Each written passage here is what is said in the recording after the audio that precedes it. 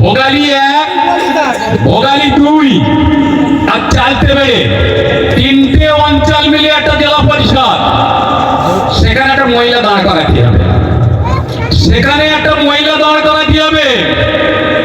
কারে দাঁড় করাতে হবে? ভাঙড় 1 থেকে খাদি জালে দাঁড় করাতে হবে। অন্য কারো দাঁড় করালে আরো মাথা ঠান্ডা থাকবে। অন্য কারো দাঁড় করালে না। আমাদের ওই 3টে অঞ্চলে কোনো কিছু আমাদের মা বোন নেই, কোন শিক্ষিত মেয়ে নেই। হ্যাঁ, ওরে দাঁড় করাতে হবে, জেতাতে হবে, মাথাটা ঠান্ডা থাকবে। বুঝলি তো? এইসব হচ্ছে পরিস্থিতি ও চরিত্র।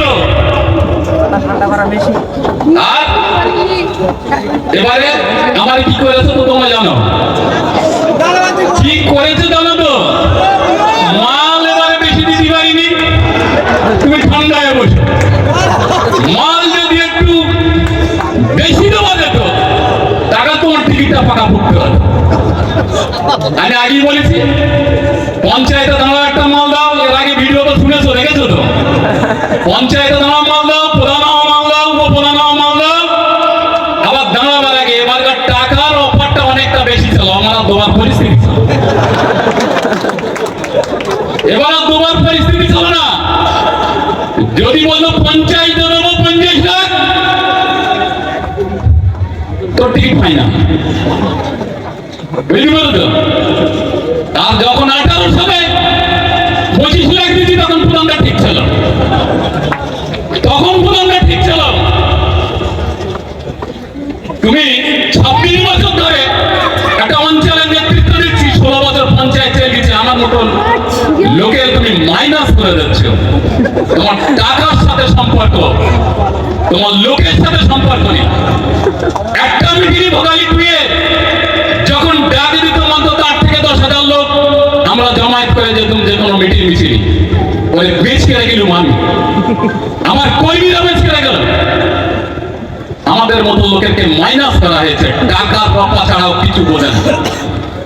তাই এই মালের যাই বলুক না কেন, যাই বলুক না কেন, ওই মালের কথায় কান দিও না।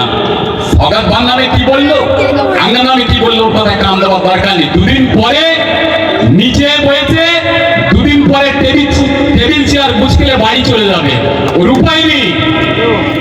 পঞ্চায়েত প্রধান, একটা প্রধানের ক্ষমতা কি?